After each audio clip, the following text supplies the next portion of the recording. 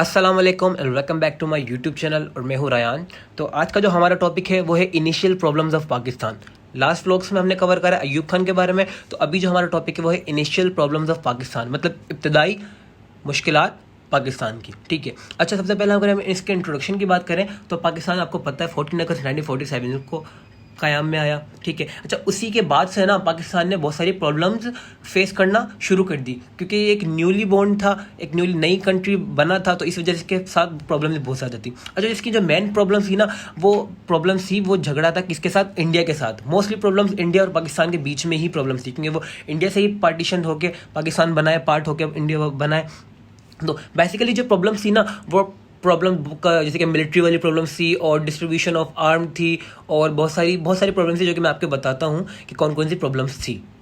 तो ये इसकी जो सबसे पहली प्रॉब्लम आती है वो आती है choice of capital and establishment of government.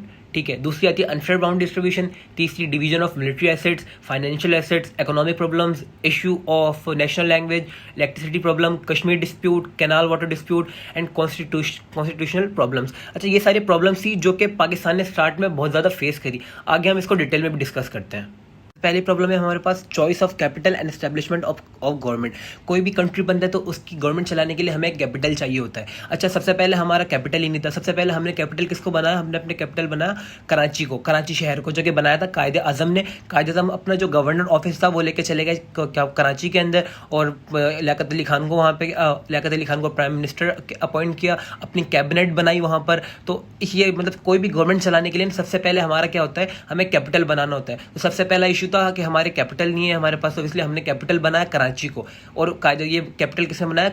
Karachi को कायदे आज़म ने बनाया। ठीक है, अच्छा जो दूसरी हमारी प्रॉब्लम थी ना वो ये थी कि अनफेयर बाउंड्री डिस्ट्रीब्यूशन, मतलब हमारी जो बाउंड्री डिस्ट्रीब्यूट कर दी थी ना वो बहुत ज़्यादा अनफेयर करी थी।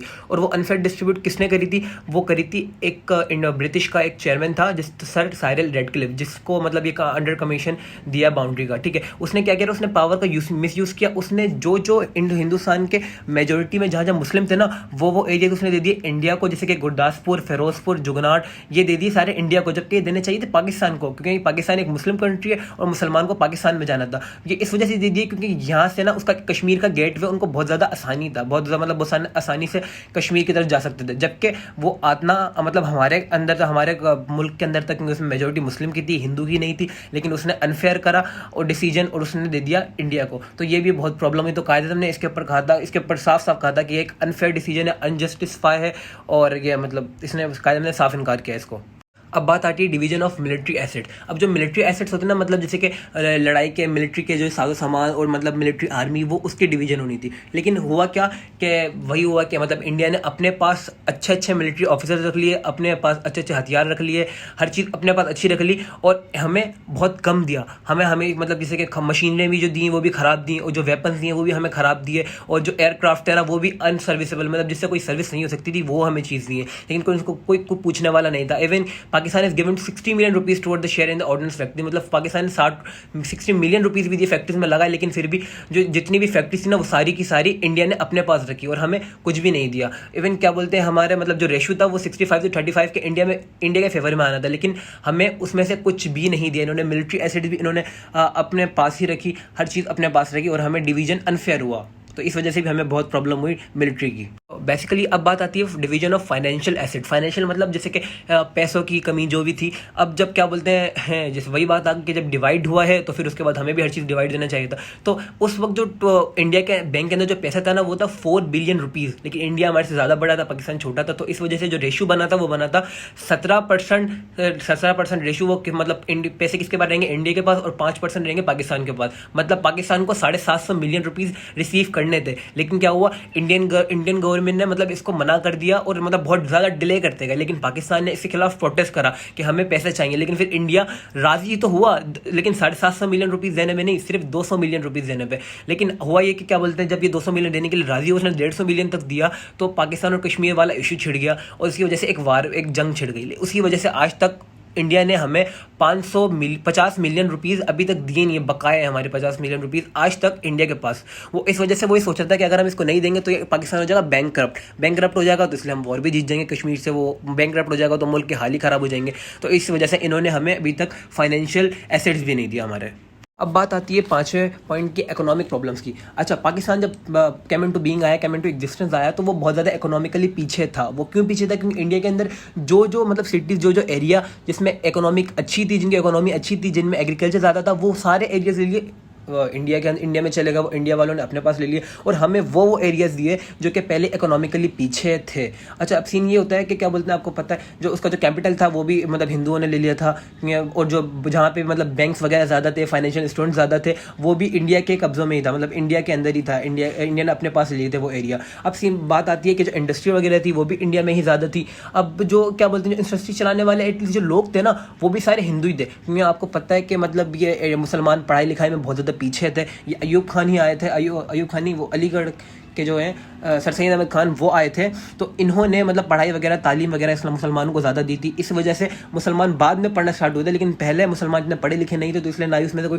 टेक्निकल इंजीनियर से, ना ही कोई मतलब लेबर से। तो इसी वजह से पाकिस्तान इकोनॉमी में भी बहुत ज़्यादा पीछे था। इकोनॉमिकल इशूज़ भी बहुत ज़्यादा थे, क्योंकि पहले ही जब हमारी जो मशीन थी वही आउटडेटेड थी, एग्रीकल्चर की मशीनरी थी वो भी आउटडेटेड थी, और भी मतलब हम बहुत ज़्यादा पीछे थे। इवन हमारी जो ट्रांसपोर्टेशन, जो रोड वगैरह थे, वो भी इतने ख़राब थे। इस वजह से हमारे मतलब ट्रांसपोर्ट भी कम हो रही थी, इसलिए हमारी इकोनॉमी बहुत ज़्यादा लो थी। बेसिकली अब बात आती है नेशनल लैंग्वेज की। अच्छा, ये भी एक बहुत बड़ा इशू था। यही वो इशू है जिसकी वजह से बंगाल आज हमारे, बांग्लादेश आज पाकिस्तान से अलग है, ईस्ट वेस्ट पाकिस्तान इसी वजह से अलग हुए। तो सबसे पहले ये सीन हुआ था कि क्या बोलते हैं, अब उर्दू तो हमारी कायदे हम कहने नेशनल लैंग्वेज कर दी थी, लेकिन हुआ यह था कि क्या बोलते हैं, असेंबली के अंदर ज़्यादा जो लोग थे ना, वो थे बंगाली से ब्लॉक करते थे, क्योंकि उनकी वो इकोनॉमिक के अंदर, पॉलिटिक्स के अंदर ज़्यादा आगे थे। तो इस वजह से वो कहते थे कि मतलब बंगाली को नेशनल लैंग्वेज होना चाहिए, क्योंकि उस वक्त पूरे मुल्क के अंदर बंगाली सबसे ज़्यादा बोली जाती थी, और उसके बाद जो बोली जाती थी 41 या 45% पंजाबी, और 8% सिर्फ पूरे मुल्क में सिर्फ 8% बोली जाती थी उर्दू। फिर भी कायदे आज़म ने 1948 के अंदर मार्च में ढाका के अंदर कायदे आज़म ने क्या करा, उर्दू को नेशनल लैंग्वेज करार दे दिया, बंगाली को नहीं। इसी वजह से ये भी एक बहुत बड़ा इशू था कि कौन सी लैंग्वेज होनी चाहिए, लेकिन कायदे आज़म ने 1948 के अंदर उर्दू को नेशनल लैंग्वेज करार दे दिया। सातवीं प्रॉब्लम यहाँ पर ये भी थी इलेक्ट्रिसिटी की, जो कि आज तक ही है हमारे पास इलेक्ट्रिसिटी की। अब जब मेजोरिटी के अंदर मुस्लिम जब यहाँ पर पाकिस्तान के अंदर आए, तो सीन ये हुआ कि मतलब इलेक्ट्रिसिटी बिल्कुल से वो हो गई, अनमैनेज हो गई, क्योंकि इलेक्ट्रिसिटी कम पड़ रही थी। क्योंकि इलेक्ट्रिक जो भी जितने भी पावर स्टेशन जितने भी थे ना, मतलब ज़्यादा तादाद में थे, वो थे मुंदी के अंदर। लेकिन अब जब पार्टीशन के बाद वो भी भारत के अंदर ही था, क्योंकि भारत ने हमेशा ही अनफेयर डिसीजन लिया और अपनी हर चीज़ जो काम की थी वो अपने अंदर ले ली, अपने पास ले ली, और हमें बिल्कुल ख़राब दी। ठीक है, और इसी के ऊपर कायदे ने कहा, if we are exist as a nation, अगर एज अ नेशन के उस पर एग्जिस्ट करते हैं, we will have to face the problem, हमें प्रॉब्लम फेस करनी पड़ेगी, लेकिन हमारे इरादे मजबूत पुख्ता होने चाहिए। ये कायदे ने नसीहत करी। अच्छा, अब आता है पाकिस्तान का सबसे एसेंशियल, ज़रूरी, जो कि आज तक है और जो कि स्टार्ट में भी था,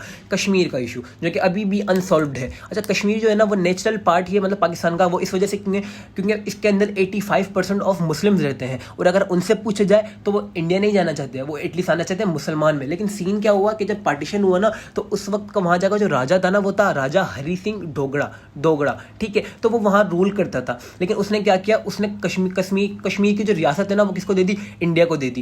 लेकिन मतलब अब वो तो इंडिया को दे दी, लेकिन हमारा तो डेमोक्रेसी रूल है, तो मतलब जो वहाँ की जो आवाम थी ना, वो मुसलमान थी, जबकि वो आनी चाहिए थी पाकिस्तान के अंदर, वो पाकिस्तान को देनी चाहिए थी, क्योंकि वो मुसलमान भी पाकिस्तान में आना चाह रहे थे। लेकिन वहाँ का राजा हिंदू था, तो उसने दे दी वहाँ इंडिया को। लेकिन तो पाकिस्तान इसके खिलाफ खड़ा हुआ, पाकिस्तान ने कहा कि नहीं, यहाँ पर सेल्फ डिटर्मिनेशन होनी चाहिए, हमें इनसे पूछ के करना चाहिए। लेकिन आज तक ये मसला चल रहा है कि वो कहते हैं कि क्या बोलते हैं, कश्मीर को राजा ने हमें दिया था, लेकिन हम कहते हैं कि नहीं, ये हमारे पास आना चाहते हैं। तो ये भी एक बहुत बड़ी प्रॉब्लम है। अच्छा, जो कैनाल वाटर डिस्प्यूट है, वो तो मैं आपको पहले भी बता चुका हूँ, ये वही वाला इंडस वाटर ट्रीटी वाला। 1948 के अंदर जब इंडिया ने हमारा पानी रोक दिया था, तो इस वजह से हमें एग्रीकल्चर हमारा बहुत ज़्यादा डैमेज हुआ था, कैनाल बहुत ज़्यादा डैमेज हुई थी, हमारे पानी की कमी हो गई थी। तो इस वजह से 1960 के अंदर क्या हुआ था, 9 सितंबर में इंडस वाटर ट्रीटी साइन हुई थी। तो ये भी एक प्रॉब्लम थी, लेकिन ये सॉल्व हो गई थी बाद में। अच्छा, अब जो आता है 10वां जो है कॉन्स्टिट्यूशनल प्रॉब्लम, ये कि मतलब किसी भी एक रियासत को चलाने के लिए, किसी भी गवर्नमेंट को चलाने के लिए सबसे मेन जो चीज़ होती है वो होती है कॉन्स्टिट्यूशन वहाँ का। अब यहाँ अब स्टार्ट में हमारा कोई कॉन्स्टिट्यूशन ही नहीं था, तो हम 1935 वाला इंडिया वाला कॉन्स्टिट्यूशन वो ही लेकर चल रहे थे। तो इसी वजह से एक पार्टी बनाई गई, एक असेंबली बनाई गई, जिसको हमने दिया कॉन्स्टिट्यूशन असेंबली कहा। उसको हमने कहा कि आपको मतलब ये कॉन्स्टिट्यूशन फ्रेम करना है, लेकिन हमारे पास मतलब कोई इतने अच्छे तो कोई पॉलिटिक्स नहीं था, कोई इतने अच्छे कॉन्स्टिट्यूशन बनाने वाले नहीं थे। इस वजह से हमें इनको 8 साल लग गया, और 8 60 साल में भी ये लोग एक भी कॉन्स्टिट्यूशन नहीं बना पाए। इसी वजह से हमें बहुत ज़्यादा नुकसान सामना करना पड़ा, बहुत ज़्यादा प्रॉब्लम हुई। और हमारे मतलब जैसे कि अब जब हमारे पास कोई कॉन्स्टिट्यूशन नहीं रहेगा तो हमारे करप्शन भी बहुत ज़्यादा हुई। Permanent constitution created change chances of corruption, बहुत ज़्यादा करप्शन हुई और हमारा प्रोग्रेस नहीं कर पाया। ये भी एक बहुत बड़ी मेजर प्रॉब्लम थी, लेकिन 1953 के अंदर ये सॉल्व हो गई जब कॉन्स्टिट्यूशन बना। लेकिन ये हमारी इनिशियल प्रॉब्लम ये सारी थी। Thank you so much. आज का हमारा टॉपिक खत्म होता है। ये पूरा टॉपिक हमने एक ही इसमें कवर कर लिया। Thank you so much.